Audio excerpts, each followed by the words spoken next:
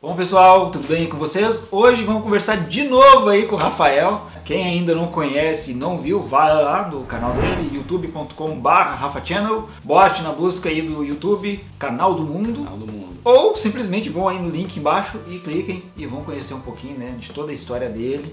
Tudo que ele fez aí no mundo, viajou, né? Pra quem ainda não viu o último vídeo que eu gravei com ele, vai aí dar uma pesquisada aí no canal, ou no final do vídeo vai ter o link para vocês também assistirem, né, a história dele, de como foi a saída dele do Brasil pro mundo. E hoje vamos falar, né, de nacionalidade, da qual muitos brasileiros, né, vão atrás e da qual também muitos brasileiros dão um jeitinho para dar aquela conseguida, né? Que é uma das cidadanias mais simples, né? E práticas e fáceis de se conseguir, né? Sim. Mas também é uma das mais demoradas, né? Pode dependendo, ser, né? se você aplicar no Brasil, pode demorar muito. Exato. Que é o caso da cidadania italiana, né?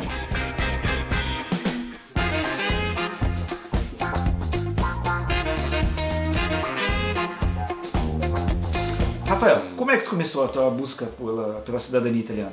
Eu comecei quando eu voltei da Austrália, depois de ter ficado 5 anos na Austrália, eu voltei e queria explorar a Europa. E eu comecei a pesquisar sobre essa questão da família. Eu sabia que tinha uma bisavó italiana. Na minha pesquisa eu vi que a primeira barreira aí na qual eu fiquei preso ali, que eu vi que você tem que ser descendente de um homem, né, um italiano. Mas só que, aí porque tem aquela questão da lei de 1948, só depois disso é que as mulheres italianas tiveram a chance de passar a cidadania para frente. Antes disso, só os homens que passavam a cidadania. Eu pensei, putz, mas a minha bisavó era uma mulher, então obviamente eu não vou ter direito. Só que há uma maneira sim, que é no caso judicial, que você pode, através de um advogado e tudo mais, você pode conseguir isso, que tecnicamente é um caso de discriminação e tudo mais, vai contra a Constituição. Tem dois caminhos para a cidadania italiana. Tem o caminho administrativo, né, caso você tenha um nono, né, um avô, um bisavô, um homem italiano na família, e tem o caso judicial, que é quando é uma descendência materna, né, quando vem de uma mulher, que é o meu caso. Né? Então isso pode demorar aí uns 2 anos, né, mais ou menos. Isso se tu for presencialmente na Itália? Não, de presencialmente é para o caso administrativo, né, quando é uma descendência de um homem. Agora no meu caso não precisa, porque tudo é feito em Roma por um advogado, você faz a procuração e tudo mais, você não precisa comparecer, não precisa nem ir para a Itália, você traduz todos os documentos de todas as gerações e tudo mais, tem que validar, não precisa mais passar pelo consulado, que antes era uma roleta russa, essa questão era muito complicada, agora tem a questão da apostila de Haia, que facilitou muito. Então, o que não facilitou ainda é que tem que pagar, e isso muitas vezes acaba sendo uma coisa um pouco cara. O preço de um carro, diríamos. Então, o preço de um carro no Brasil ou na Europa? De qual carro você está falando? Na Europa, olha, com esse dinheiro daria para comprar 3 carros simples. Nossa! No Brasil daria para comprar um carrinho no Brasil, mas na Europa daria para comprar uns 3. Cerca de 4 mil euros, nós estamos falando aí. Um pouco mais, um pouco menos, se for contar a tradução e tudo. E depende também da complexidade do seu caso, né? Quantas gerações, se é só o avô, ou se é o bisavô, ou se é o trisavô ou trisavó, como no meu caso. Mas isso é um investimento para a vida, certo? A cidadania não é igual a um visto. Eu, por exemplo, já tive vistos temporários em alguns países, Canadá, Austrália, Portugal. Isso aí depois você tem que ir lá com a documentação, tem que pagar de novo, tem que renovar tudo isso. Enquanto que a cidadania é igual à sua cidadania brasileira. É uma coisa que você tem para a vida e que você pode passar pro seu marido ou para sua esposa e para os filhos também. E tem também a vantagem, né, de uma cidadania italiana de deixar as portas abertas para toda a zona do euro, né? Como tem essa facilidade gigantesca também. Exato, é mais de 20 países na União Europeia onde você pode viver e trabalhar legalmente, permanentemente. Então isso abre muitas possibilidades. Também você pode viajar sem visto para outros lugares como Estados Unidos e Japão. Uma coisa interessante também nisso é que o passaporte brasileiro possibilita você pode ir para a Rússia sem visto, agora com o passaporte italiano você precisa de visto, né? Então tem países em que o passaporte brasileiro ainda dá vantagem. É um bom passaporte, Exato. eu devo dizer. É um excelente passaporte. É um bom passaporte, mas para a Europa você pode vir ficar como turista 3 meses, né? Enquanto que com a cidadania europeia aqui você pode ficar a vida inteira. E a Itália é interessante que ela tem uma lei bem pouco rígida, é até um caso de debate, muitas pessoas são contra isso. Mas se você tem um descendente italiano, pode ser um avô, um bisavô, um trisavô, um tataravô até. Se você encontrar... Não tem geração. Eu acho que o limite é 1870 e alguma coisa, que foi a época em que a Itália passou a existir como nação mesmo, né? Então se você encontrar um descendente que nasceu um pouco depois disso, um tataravô, você já tem direito à cidadania italiana, desde que você consiga provar isso.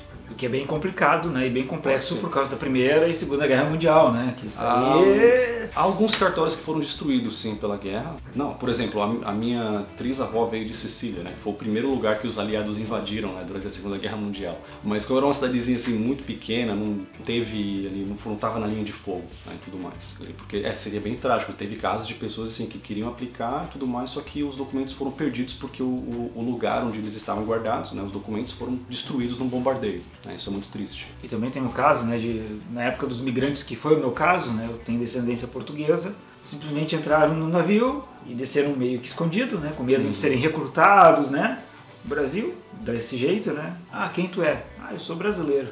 Morreu como brasileiro, mesmo sendo português, então isso aí acaba dificultando muito a vida, né. Imaginem uma Primeira Guerra Mundial e logo depois vindo a Segunda Guerra Mundial. O risco de morte era muito grande, né? Sim. O risco, né, principalmente se for homem, de ter que ir para uma guerra e perder a vida era muito grande. Então, mais valia fugir, entrar de maneira ilegal, né, como muitos europeus vieram para o Brasil, ou para a África também, né, que agora está meio que o contrário acontecendo. E isso aí traz muita dificuldade, né, na busca por nacionalidade, né? E como é que foi o teu trajeto? Como é que foi para te procurar documentos, conseguir um advogado? Foi muito complicado ou só pela internet mesmo conseguiu fazer todo esse processo? Eu cometi muitas burradas, né? Já vou falar aqui para as pessoas aprenderem com os meus erros. Eu pensava que a minha bisavó, né, a mãe do meu avô, pensei que ela era italiana. Todo mundo falava, né, que ela tinha nascido em Sicília. Aí, através de um parente distante, eu consegui a certidão de óbito dela. E na certidão de óbito eu vi que ela tinha nascido no Rio Grande do Sul, em Bagé. E lá dizia que a mãe dela que tinha vindo da Itália. Aí eu, na minha cabecinha, pensei, então não vai dar. São muitas gerações. Assim, eu não sei por que eu pensei isso, mas eu pensei que foi um grande erro. Aí eu parei ali e não fui mais atrás. Aí um ano depois, falando com um amigo sobre isso, é que eu mencionei, a minha bisavó, pensei que ela era italiana, mas na verdade era a mãe dela, né? Minha trisavó, quinta geração. Aí ele falou, mas não tem problema, você ainda pode. Mas e o caso da lei de 1948, que as mulheres não tinham direito de passar a cidadania? Mas tem esse caso, o caso judicial. No seu caso não vai ser administrativo, vai ser judicial, então tem como, né? Então vai atrás e pesquisa. Aí eu pensei, é mesmo? Por que eu parei nisso, né? Aí eu retomei exatamente um ano depois, eu retomei, comecei a ir atrás e pesquisar, e foi um trabalho de Indiana Jones, cara. Liguei para cemitério, liguei para cartório, tentando pesquisar. Quando eu liguei falando, né, entrevistando o meu tio-avô, né, que eu nem conheço pessoalmente, dali ele lembrou, teve uma vaga memória de que ela foi enterrada em um cemitério ali em Porto Alegre, e eu liguei pra lá e dei o nome dela, né? Escapelato, não tem o nome, dei o nome português, que era Conceição com S, depois Conceição com C cedilha, depois Concetta, italiano não tinha nada. Até que eles conseguiram encontrar com o nome de casado dela, que acho que era Concetta, e tinha lá uma outra inicial, e depois Escapelato. Que era a última tentativa, eu já ia desistir, já que eu estava no telefone com a mulher e falando, tenta esse nome, tenta esse outro. Depois, acho que na quinta tentativa, encontrei alguma coisa aqui. Né? Aí, pronto, é isso. Aí lá já teve a certidão de óbito, que falava do cartório onde ela foi registrada e tudo mais, onde ela casou. E assim eu fui buscando, demorou meses. Foram 3 meses. Tem pessoas que, claro, acaba demorando mais. Só que no meu caso, 3 meses de trabalho intenso ali procurando para eu ter todas as documentações. Deu muita sorte. Sim, mas eu na minha cabeça, outro erro também que eu cometi, eu não sabia como essas coisas funcionavam. Eu na minha inocência, na época, eu pensei que eu ia ter que procurar um documento de 100 anos de idade que está guardado com algum parente distante que eu nem conheço pessoalmente. Só que não, né? Existem essas coisas chamadas cartórios, né? Exato. Eles guardam tudo, às vezes não muito bem. Não, mas até mesmo, apesar das limitações, tá lá um documento, o de casamento dela foi de 1915, quando ela se casou, não, 1913 ela se casou no Brasil, né? Então, isso ainda existe, um documento de mais de 100 anos de idade, está lá no cartório, eles só emitiram a segunda via, né, uma cópia, e pronto, ela já tem valor oficial e tudo mais, e você faz a questão da apostila no Brasil, para que o documento tenha um valor internacional, para que ele possa ser usado na Itália, aí depois disso você só traduz. Né? E foi muito trabalho, e também só de tradução de documentos de 5 gerações, nós gastamos 750 euros só de tradução. Né? Então, é um investimento. Muitas pessoas podem pensar, é muito caro, não quero. Mas, gente, é um investimento. Eu gastei tanto dinheiro para estudar na Austrália, com visto, para renovar visto, e fazer exame médico e mais um monte de coisa. E foi uma coisa temporária. Que poderia ter pago esse teu passaporte. Exato. Aqui em Portugal também. Eu gastei dinheiro com visto de residência aqui. E foi uma coisa temporária, que depois eu tive que renovar, e agora o que eu tenho aqui é para 2 anos, depois vai vencer. E então, enquanto que isso é um investimento e é para a vida. É uma coisa, e não só para você, mas para sua esposa, para os seus filhos. Vale a pena. Vale a pena. Não só para si, mas também, né? Daqui a pouco para o teu pai, para tua mãe. Exato. Sabe? E isso traz uma outra dimensão de qualidade de vida, né? Te dá direitos, né? Em qualquer país aqui da União Europeia. É um grande investimento. Sabe? Vale a pena. Sim. Eu não sou assim um grande conselheiro financeiro, tal, mas se eu puder dar conselho aqui, eu diria que, vai atrás, investe nisso. Se você não tem a grana, se você realmente quer sair do Brasil, vê como você pode conseguir, mesmo que seja um empréstimo bancário, por um bom motivo. Tem muitas pessoas que fazem empréstimo para diversos motivos, comprar carro, ou às vezes acabam comprando coisas em prestação. Então, se você fazer um bom planejamento financeiro, você encontra um caminho. Quando eu vi esse valor a primeira vez, né, tipo 4 mil e não sei quantos euros, né? Na hora eu pensei, legal, tá aqui. Não, isso eu tive que fazer um planejamento, eu não tinha o dinheiro. Ou seja, né? Planejar e pensar, como que eu vou conseguir, como que eu vou guardar, como que eu vou pagar isso aqui e tudo mais. Tive que planejar. E outra, muitas coisas também foram feitas pouco a pouco. Algumas coisas foram mais baratas, como emitir a certidão no Brasil, você vai fazendo pouco a pouco. Então você gasta 50 reais aqui, mais 100 reais ali, vai gastando. E na hora que você vê, em alguns meses, você já gastou mais de 1.000. Né? Mas é pouco a pouco. Né? E depois você tem que pagar o advogado, que é uma...